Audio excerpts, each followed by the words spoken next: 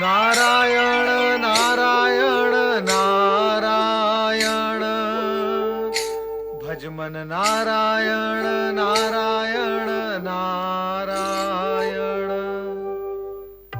श्री हरि, बड़ी विचित्र है आपकी लीला।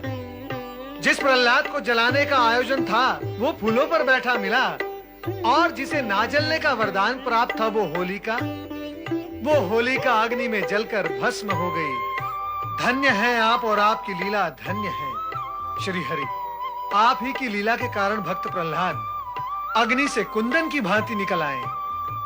नारद, लीला तो तुम्हारी भी कम विचित्र नहीं है। हमारे समक्ष हमारे भक्त प्रहलाद की भक्ति का गुणगान कर रहे हो, और वहां होलिका की स्मृति में फाल्गुन शुक्ल पूर्णिमा को होलिका दहन का त्योहार घोषित कराए। प्रभु, तो क्या आप मेरी इस घोषणा से सहमत नहीं हैं? असहमत होकर हम इस सत्य को कैसे नकार दें? कैसा सत्य प्रभु? यही कि फाल्गुन शुक्ल पूर्णिमा के दिन दुष्ट शक्तियों का नाश व भक्ति की विजय का दिन माना व मनाया जाएगा। युगों युगों तक ये परंपरा चलती रहेगी। शुभ संकेत दिया प्रभु आपने, किंतु आप अब मुझे ये बताएं, भविष्य में क्या होगा? क्या होलिका दहन के पश्चात उसका भाई हिरण्यकश्यप सब कुछ मौन रहकर सहन कर पाएगा? बहुत चतुर हो नारद, हम पर भी अपनी लीला चलाए बिना नहीं चूकते। भविष्य जानने के लिए अतीत का पल्लू पकड़ लेते हो। अत्यधिक चतुर हो तुम। अब प्रभु, आपका भक्त चतुर नहीं तो क्या बुद्धू होगा? नारायण नारायण। हाँ तो प्रभु, मैं आपसे ये पूछ रहा था कि हिरण्यकश्यप क्या मौन रहकर सब कुछ सहन कर लेगा? कदापि नहीं। वो अपनी दैत्य दुष्वृत्ति के वशीभूत होकर और अधिक अत्याचारी हो जाएगा, अर्थात चरम सीमा पर पहुंच जाएगा। उस सीमा रेखा पर जहां पहुंचकर सर्वनाश निश्चित है। तुम्हारा अनुमान सही है नारद। अब वो समय समीप आ गया है जब शिव आज्ञा के अनुसार ब्रह्मा जी के वरदान की रक्षा करते हुए हमें वो विशेष कार्य करना ही होगा जिसके लिए हमें निर्धारित किया गया है। ये विशेष और निर्धारित कार्य क्या है प्रभु? इस विषय में आपने कुछ स्पष्ट नहीं किया।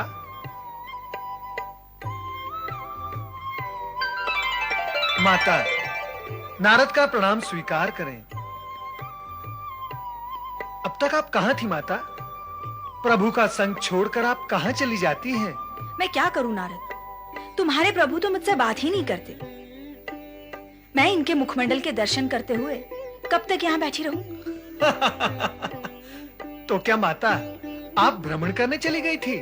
तुम ही अनुमान लगा लो कि मैं कहाँ गई थी। सही अनुमान तक पहुंचने के लिए तुम्हें इतना जानना है नारद कि इनकी केवल दो ही सखियां हैं, देवी सरस्वती और देवी पार्वती। अब तुम्हें केवल इतना जानना है कि ये ब्रह्मलोक गई थीं अथवा कैलाश पर। इतना तो मैं विश्वास पूर्वक बता सकता हूं प्रभु कि माता ब्रह्मलोक कदापि नहीं गई थी, क्योंकि तुम्हारा विश्वास सत्य है नारद, क्योंकि ब्रह्मलोक के गंभीर वातावरण में किसी से चर्चा करना तो असंभव ही है। इसीलिए मैं अपनी सखी पार्वती से भोलेनाथ के विषय में पूछने गई थी। भगवान भोलेनाथ के विषय में? वे तो सदा जगत की चिंता करते हुए समाधि में लीन रहते हैं। उनके विषय में क्या पूछना है? नारद, हमारे स्वामी उनकी लीलाओं के विषय में स्वयं तो हमें कभी कुछ बताते नहीं, पर भोलेनाथ इनकी लीलाओं के विषय में इनसे अधिक जानते भी हैं और अधिक बताते भी हैं। इसलिए मैं अपनी सखी पार्वती से पूछने गई थी कि भविष्य में क्या होने वाला है। तो फिर क्या बताया माता पार्वती ने? उन्होंने जो बताया वो सुनकर तो मैं चकित रह गई। तो फिर मुझे भी चकित कर दो वो सब सुनाकर। उन्होंने बताया कि इस बार भगवान विष्णु भीषण और विकराल रूप धारण करेंगे, जिससे सारे जगत में भय व्याप्त हो जाएगा। श्री हरि, क्या ये सत्य है? सुनते रहो और देखते रहो, हमसे कुछ न पूछो। दैत्यराज हिरण्यकश्यप की जय, महाप्रतापी हिरण्यकश्यप की जय, महाबली हिरण्यकश्यप की जय। बंद करो ये जय जयकार, बंद करो। क्या बात है माता? आप इतने क्रोध में क्यों हैं? मैं तुमसे पूछती हूँ कि तुम क्रोध में क्यों नहीं हो? लाज नहीं आती तुम्हें मुझसे ऐसा प्रश्न करते हुए कि मैं क्रोध में क्यों हूँ? लाज नहीं आती तुम्हें अपनी ये जय जयकार सुनकर? कैसी जयकार? हाँ, क्या विजय प्राप्त की है तुमने? अरे तुम तो पराजित हुए हो अपने विद्रोही पुत्र प्रहलाद से। उसी के कारण तुमने अपनी बहन होलिका को भी खो दिया, और इतने पर भी तुम्हें तनिक भी शोक अथवा क्रोध नहीं है। उल्टा मुझसे प्रश्न पूछ रहे हो कि मैं क्रोध में क्यों हूँ। धिक्कार है ऐसी जय जयकार पर तुम्हें। हाँ। शांत हो जाए माता। कैसे हो जाऊं शांत? शांति क्या तुम्हारी दासी है जिसे मेरे सर पर बैठा दोगे तो मैं शांत हो जाऊंगी?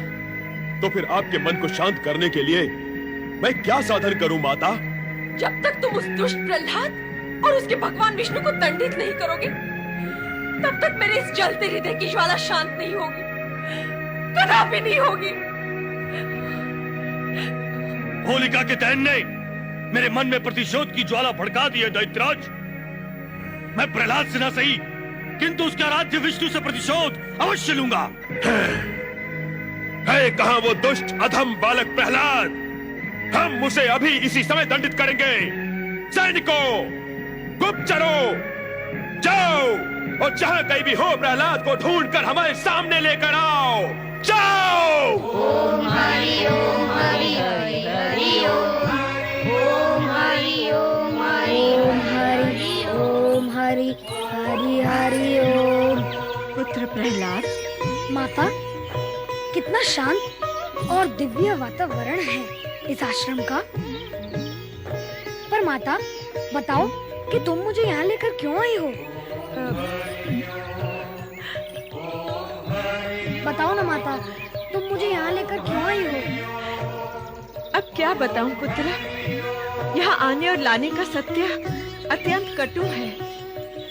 देव ऋषि तो कहा करते हैं ना, सत्य मार्ग पर चलने वालों के लिए कटु सत्य मन, बुद्धि और आत्मा को बलवान बनाता है। कहो ना माता, क्या है वो सत्य? ये तो तू जानता ही है पुत्र कि स्वयं तेरे पिता तेरे प्राणों के शत्रु बन बैठे हैं। वो बार बार तुझे मृत्यु के मुख में धकेलना चाहते हैं। ये देखकर मेरा हृदय कांप उठता है। इसलिए मैंने तुझे उस भयावह आशंकित वातावरण और परिस्थिति से हटाकर यहाँ ले आना उचित समझा पुत्र। माता, धन तो माता पिता का धन होता है और उनके दिए हुए इस धन पर उनका पूरा अधिकार है। यदि पिताश्री इसे समाप्त कर देना चाहते हैं तो वो उनकी इच्छा है। चुप कर प्रहलाद, चुप कर। पिता की इच्छा होगी तो वे पुत्र को समाप्त कर देंगे, और माँ की इच्छा का क्या होगा? इस जगत में आज तक किसी भी माँ ने अपने ही पुत्र को समाप्त करने की इच्छा की है क्या?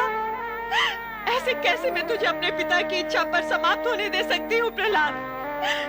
अरे मैं माँ हूँ, तेरी माँ। मैं तुझे इस दिशा की ओर देखने भी नहीं दूंगी जहाँ मृत्यु का दुर्गंधपूर्ण काला धुआं उठता दिखाई देता हो। इसलिए तो मैं तुझे यहाँ ले आई हूँ पुत्र। पर माता, उनसे छिपकर कायरों की भांति यहाँ रहना मुझे स्वीकार नहीं है। आओ चले माता। होगा तो वही जो भगवान विष्णु की इच्छा होगी, और नारायण की इच्छा तो उनके भक्तों के लिए सदा शुभ ही होती है। चलो माता। नारायण नारायण। भक्त प्रहलाद, जब से मैंने तुम्हारे भक्ति के चमत्कारों की कीर्ति कथाएं सुनी है, तब से मैं तुमसे मिलने नहीं तुम्हारे दर्शन के लिए आतुर था। प्रहलाद के दर्शन? अपने शिष्य के दर्शन? देवर्षि, प्रहलाद तो आपका शिष्य है।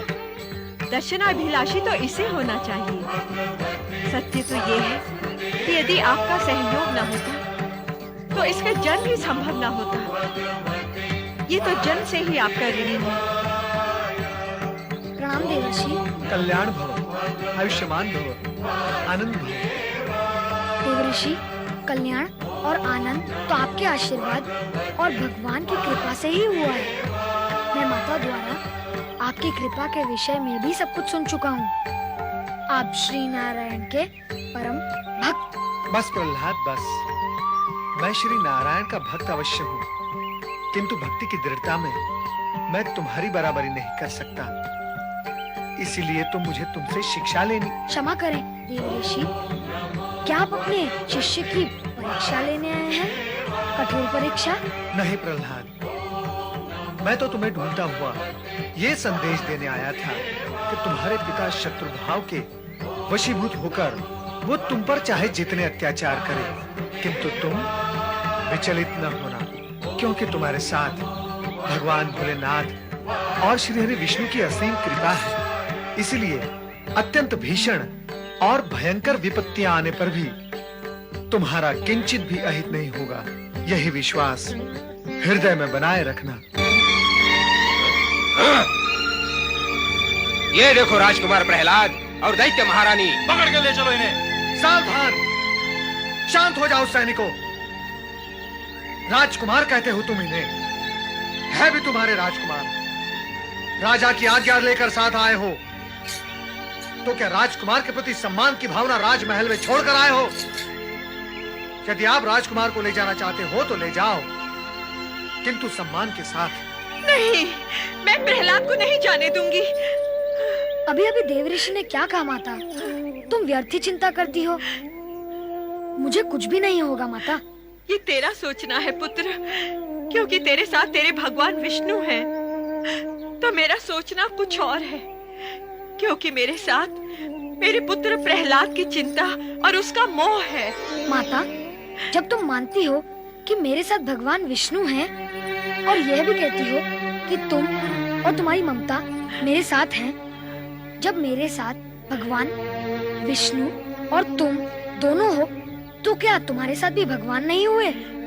देखा देवर्षि आपने, इस बालक का बुद्धि कौशल कितना चतुर है आपका शिष्य। यही तो मैं तुमसे कह रहा हूँ दैत्य रानी, कि कितना निर्भय और होनहार है आपका पुत्र। आप निश्चिंत रहें और उसे जाने दें। मुझे खोजने में तुम्हें बहुत कष्ट हुआ होगा सैनिकों। अब मुझे साथ ले जाकर अपना कष्ट दूर कर लो। ओम हरि हरि हरि ओम। प्रहलाद स्वेच्छा से सैनिकों के साथ चल पड़ा, किंतु उसकी माता उसके लिए व्यथित थी कि न जाने उसके पुत्र के भविष्य का क्या होगा। किंतु भूत, वर्तमान और भविष्य के अधिकारी पालनहार भगवान को तो अपने भक्त की स्थिति का ज्ञान था, जो हर प्रकार से उसके रक्षक थे। जिस प्राणी को सर्वेश्वर नारायण की कृपा प्राप्त होती है, उसे भोलेनाथ का आशीर्वाद भी प्राप्त होता है। उसी के अनुसार ब्रह्मा की कृपा भी भक्त को प्राप्त होती है। ऐसे त्रिदेव को कोटि कोटि प्रणाम।